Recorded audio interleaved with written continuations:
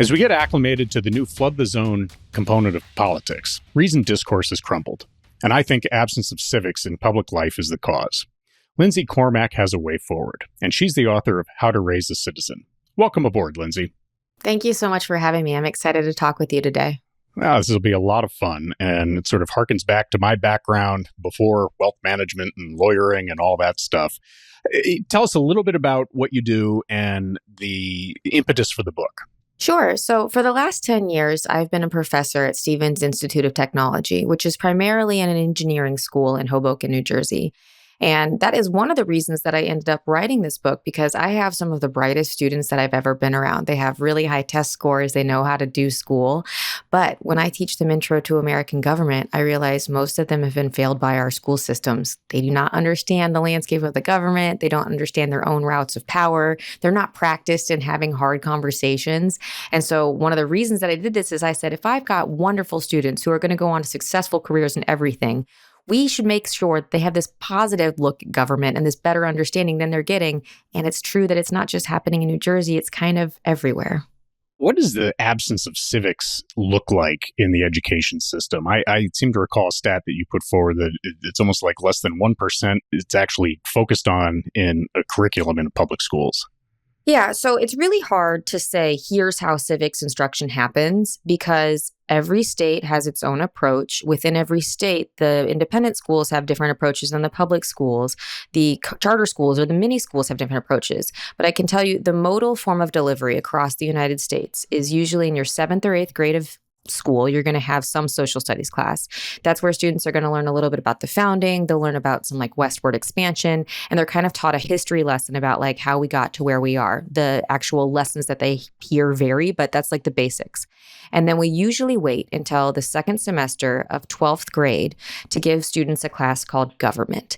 And the amount of instruction time that we've had on civics and government has only gone down from the 1940s, where it is the subject that has the least amount of focus and time allocated to it. And it also has the lowest amount of federal dollars spent on it. Like for every $50 that gets spent on STEM, the science, technology, engineering, math disciplines, only 5 cents go to civics. So sort of no matter how you slice it, we don't give it enough attention in schools, and we haven't been doing that for a very long time. I mean, I'm never going to be one to say take money away from STEM, but at the same time, to not have that background is crazy, especially with the polarization of information that's out there and the ability to deal with information around not only the news that you get, but also the values that you have and the understanding of the structures that we live under. How do you think about that in terms of structuring your curriculum? So for me, in my Intro to American Government class, it moves very, very slowly. Like we're coming up on midterms. We've been in school for about 8 weeks, and we still are not done with the Constitution. We're still in the amendments. And that's because I know that if our students know the rules of the game, they can figure out everything else with a clearer brain. And so we go really line by line, figuring out what did this mean? What were they trying to say? What are they not saying? And I think that's like a really important starting piece that we don't have in most K through 12 educational systems. But it doesn't surprise me that we don't have this, because if you think about what the end result is for most kids in high school, it's a score on an SAT or an ACT, and neither one of those exams has any components of social studies. And if it's not tested, it's not taught. So I understand why it's not in the curriculum, because we don't think we need to evaluate students on this. So when you dive into the Constitution, which is a great underpinning of how the United States works, and I'm sure you go into the history of it and where many of the concepts and values came from, what else surrounds what you're teaching on that front? Well, usually I start with like, what have they heard so far? And I always like to start any conversation that might be controversial or is going to get into something that maybe students have difference of opinions. I just like to set the table and say like, well, what have you heard? And something that I heard a few years ago that really stuck with me is that, well, the Constitution doesn't say anything about slavery. And I was like, oh, that is such an interesting take. Let's go read it with a keen eye for that. Like if you just do a Control F and try to find slavery, you're right, it doesn't say slavery. But there's 3 to 4 oblique references to the practice that are in there that takes a little bit more observation. You just have to have a keener eye to it. And that's something where I like to go with like, what are they starting with? And then how can we get to something that lets them appreciate something in a bigger or fuller or more robust manner? Well, and also the history of the Constitution is important too, because when you get to things like 3/5 voting and so on, it's there maybe in previous incarnations of it, but it's been changed to reflect different values and cultural norms. Yeah, that's right. And that's something that I think our schools do an okay job at, which is we sort of teach them this as like a historical form of theater. We say to our kids, 250 years ago, some really smart guys got together and wrote this document. Isn't it great? But I like my students to think of themselves as the caretakers of this document and sort of like of the entire enterprise, what we're doing. And in order for that to be true, they can't see it as a history lesson. They have to see it as an active lesson where they're a participant in moving this forward, because truthfully, they are. Like, one of the best things about being in the United States is that we have the agency to shape our outcomes. This document sets out a lot of guarantees, but we have to make sure that we understand how it works to move it forward.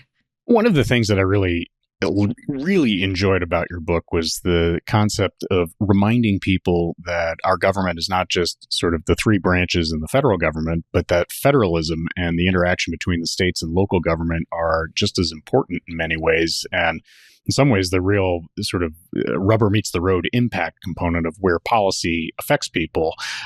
How do you think about that in terms of sort of conveying that lesson to your students and beyond? So usually my pedagogical approach is to let them go figure something out. So I'll let them say any policy space that they care about. I don't care if it's like I care about fashion or I care about sports. And then I'll ask them to go see if different states have different orientations to this. And then they really get a clearer picture of like, oh my gosh, you're right. The states get to decide so much. And when we think about what students care about generally, things like access to guns or access to reproductive care or access to drugs, all of those things right now are state level decisions. And most of them don't really understand how their state systems work, because the little instruction that they get in K through 12 is nearly all focused at the federal level. And so it's just sort of this task of saying like, hey, why don't you go figure this out? And then they learn in that figuring like, ooh, this is important. Or, oh my gosh, she's right. There might be something that's different here than it is in the state where my parents happen to be right now. And I really like that approach. Something else that's important to me is we all get excited about federal elections, but in this upcoming year where we don't have federal elections slated, we have over 100,000 state and local election coming. So like we have all these different places to learn, and they just need to be nudged and reminded to go look for that sort of information. The idea of being a good citizen, of being part of the civic discourse, is something that I think your book does a really good job of really approaching and understanding, and that it really gets back down to communication. And the lesson that I took from it in my day job in many ways is the concept of really understanding communication and building in some structure and values in communicating to families that have multi-generational wealth. And, when I get the question, oh, hey, how do I raise productive kids, or how do I raise people who respect norms that are around there and are active and participating in society? And my answer to that oftentimes is, what makes a good citizen? When you're sort of thinking about this and getting the students excited, not only about the structures and the underpinnings of government and so on, how do you take the communication lessons forward for them? So in all of my classes, if it's happening during a non-federal election year, we have a project at the end that's going to be a debate. And it's a research and a debate. And I don't let them pick what side they're going to be on, but I do let all of us decide what are the topics that we most care about. And then some of them are going to have to argue for sides that they believe in, and some of them are going to have to argue for sides that they don't. And in an engineering discipline or in an engineering school, they don't get a lot of opportunities to do this. Like, that's not their normal mode of classroom time. And so it really is this practice in like, how is it to inhabit someone else's perspective and then say those things? And at first they're a little bit frustrated by it. They're like, but if I don't believe it, I don't want to say it. And then I slowly sort of like keep telling them, the more that you understand about the way that the other side or another side sees this issue, the better you will be able to understand your own personal position. And let's say that you encounter some information that sort of changes the way you see something. That's not bad. That's not like a marker of failure. That shows that you're a human with a working brain who can like add in new information. And that's all we're doing here. And so by giving them like the experiential piece of like, no, you're going to have to chat this out against another team in front of all your classmates. I think that's one of the best things, because it is the practice that they're lacking, because so much of our instruction is I tell you, you listen, you regurgitate it to me. But if I give them that sort of of like opportunity to do this with each other, it starts to open up their minds like, ooh, maybe I could do this. It's not so daunting. I don't just have to listen. I can do a back and forth. Well, and it also underscores the idea that the sign of true intelligence is being able to house two differing thoughts in your head at the same time and to be able to work through them, which is sort of an unfortunate byproduct of law school for me and, an expensive liberal arts education. But I imagine in the engineering world where things may be a little bit more black and white, it can be a new experience for them. Yeah, that's mostly what my feedback is that, in every other place there's right and wrong answers. And here there's just a bunch of different right answers depending on who you're asking and what the perspective is. So David Haas has a great book out on the rights and obligations of citizens. And something I saw in a website, sort of a curriculum-based website, was the idea that people were right holders and that duties were borne by somebody else. And it really agitated me. How do you think about that in terms of good citizenship and participation and things that people should feel not only entitled to, but obligated to participate in with regard to being a part of American society and beyond? Yeah, I appreciate this question very much. I also like that book. If it's not in my bookcase behind me, I know it is in my house because a mom at my daughter's school was like, ooh, you should read this book. And she said that to me while I was writing my book. But in terms of rights and duties, I'll tell you sort of like how I come to this. When I was on sabbatical 2 years ago, I spent some time going around to different parts of New York City and setting up 2 chairs, a table, and a sign that said, will you chat with me about politics for 3 minutes? And then I bought a 3-minute sand timer and I just sit with different people and let them tell me about politics. And a lot of times the takeaways that they would have is like, well, I don't really like where it's going. And they'd sort of conceptualize themselves as passengers on the ship of democracy or passengers on some ship of politics. And then towards the end, I'd be like, oh, okay, that's really interesting. And then if they were willing to have me talk to them about it, I'd say like, but don't we kind of think that we're the crew? Like, we're not passengers on a ship. We are the crew that is powering where the ship goes. And so if we don't like where things go, we do have an obligation. We do have a duty to figure out things a little bit more and find out how we can turn our own sort of agency on to change those things. And an example in my life is right where I am in New York City, we have had undergone an enormous policy transformation on marijuana policy. Like, we can now sell legalized marijuana in our stores, but there was a lot of gray zones and we had so many unlicensed illicit stores who just like popped up and were like, well, there's no enforcement. Someone's going to make money. It might as well be me. At that same time, I took a position at our community board chairing our street life committee, which was talking about liquor licenses and cannabis licenses. And that meant that I was going to have to go to a bunch of illicit stores and try to figure out what's happening here. Who are these people? Why are they running this business? Why is it happening?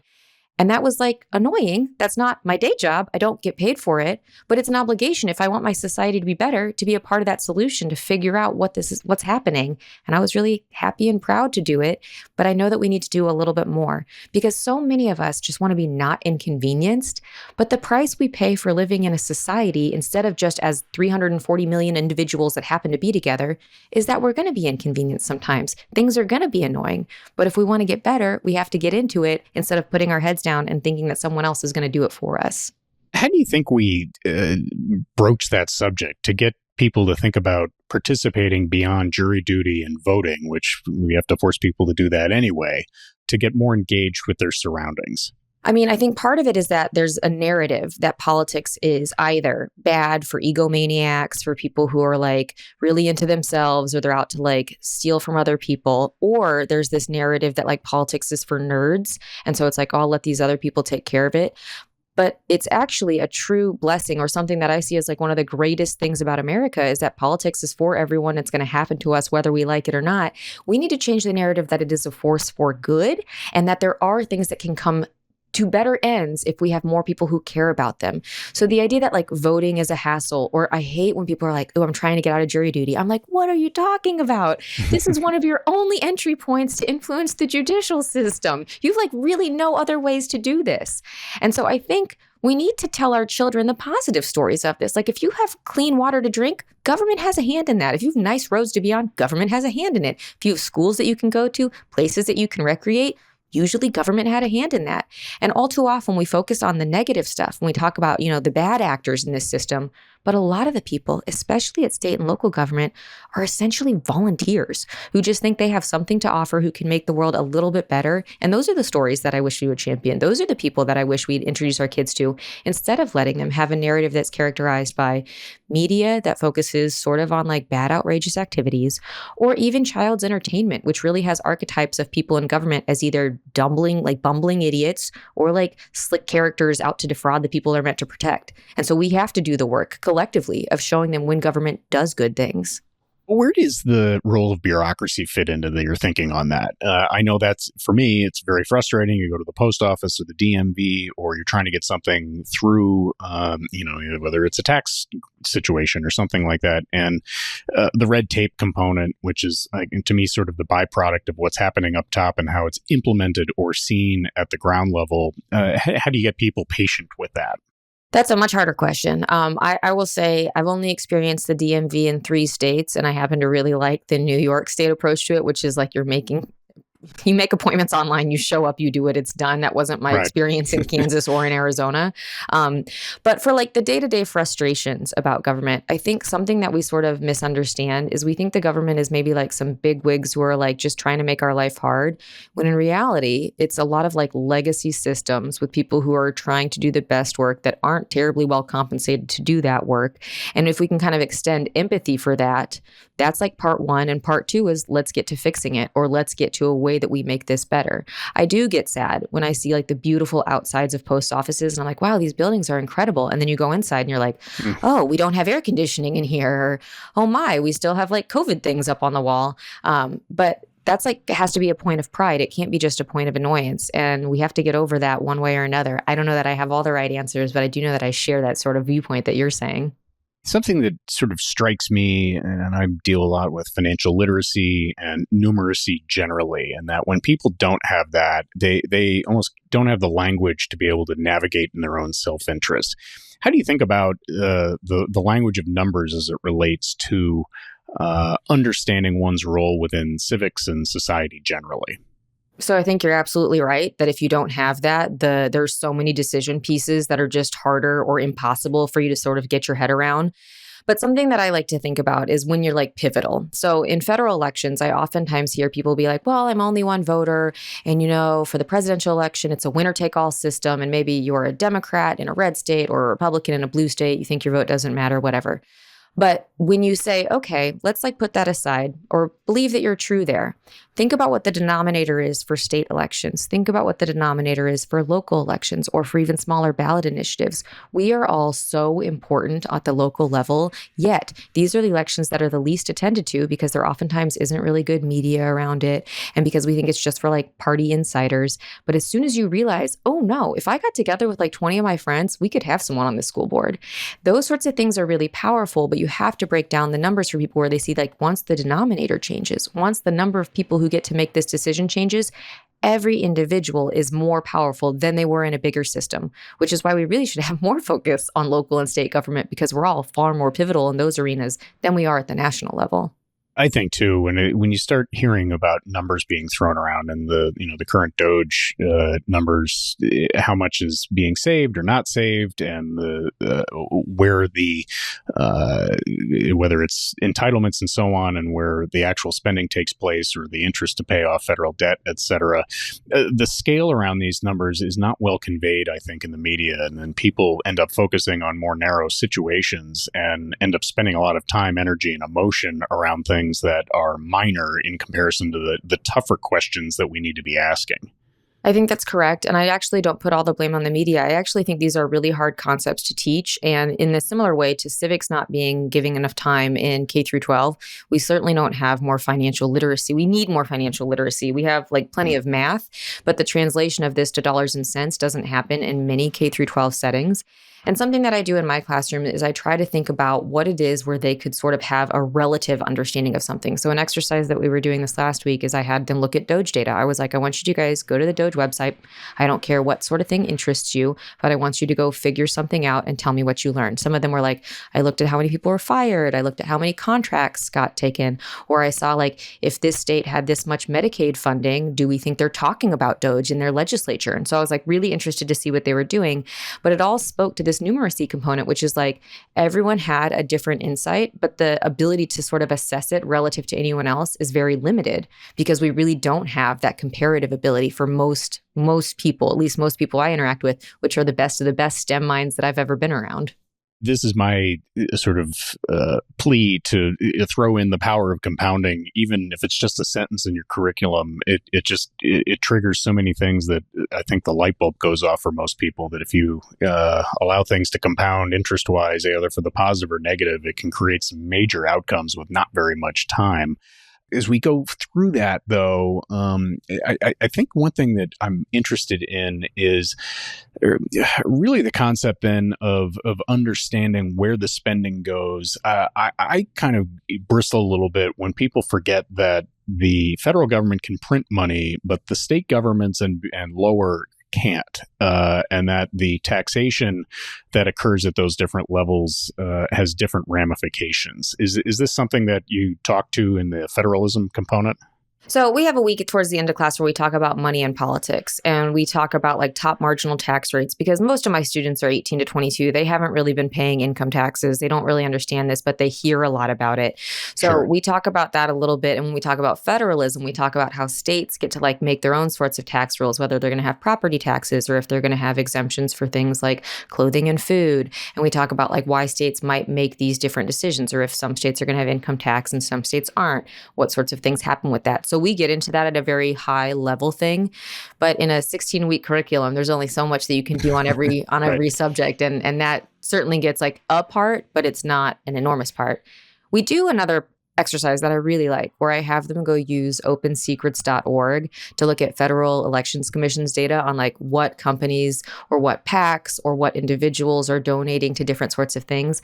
And they always come up with the cleverest stuff. Like they were able to see how people in my own university, the administration versus the faculty, were donating politically. And they were like able to make some sort of deductions about like where you could sort of put our politics. And I was like, I'm so proud of you all for trying to figure out things about the world that you think matter to you and that are like right in front of you.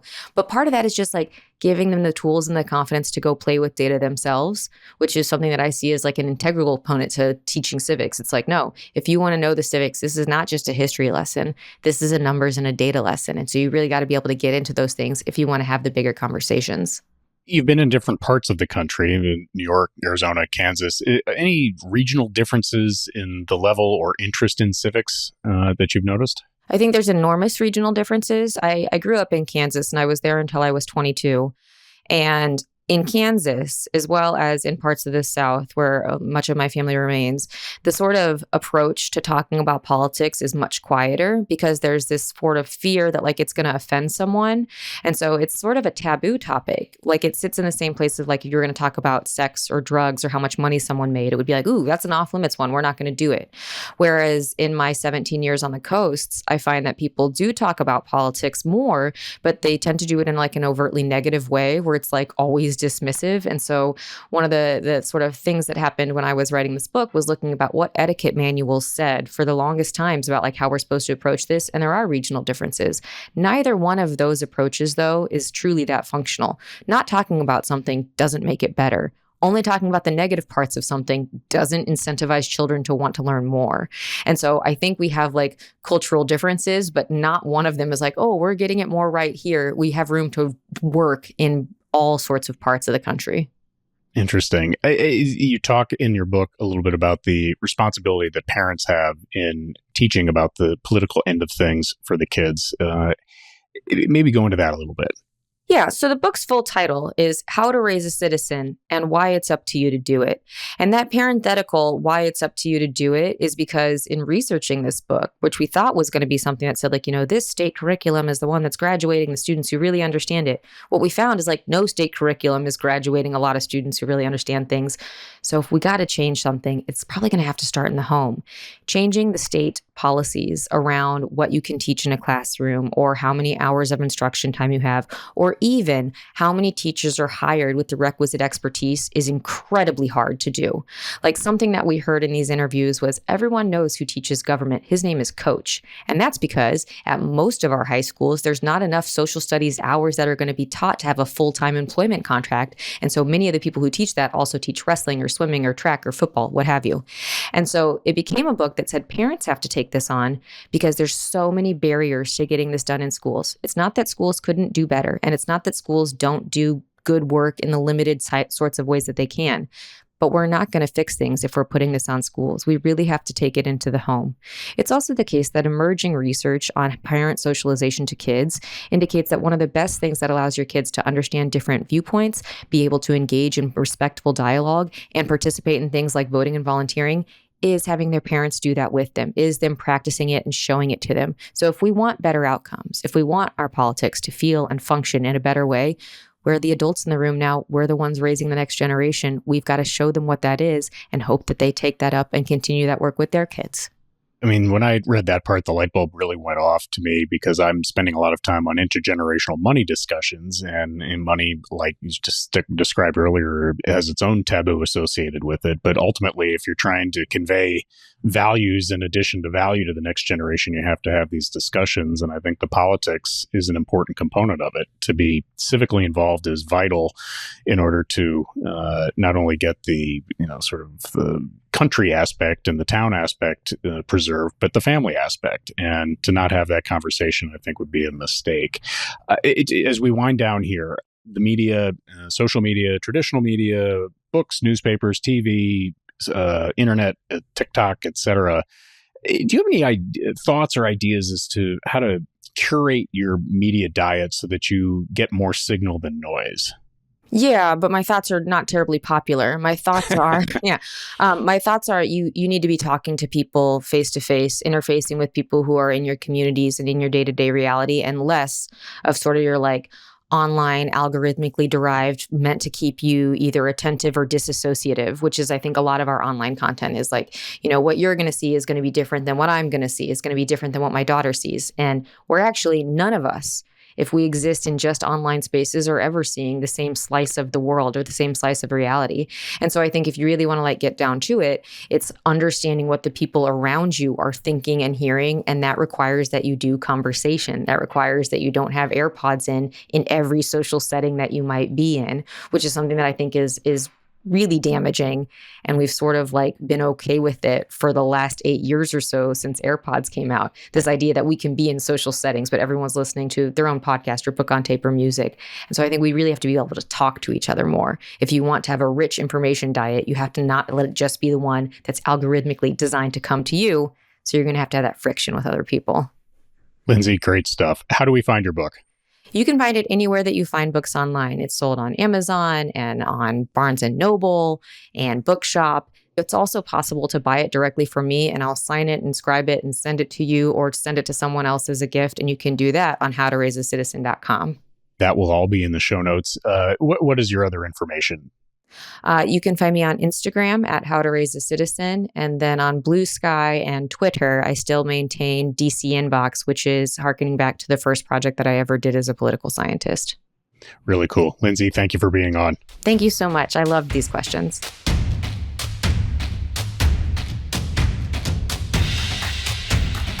This podcast is for educational and entertainment purposes. It is neither investment, legal, nor tax advice. It does not represent the opinions of the employers or the host or guests.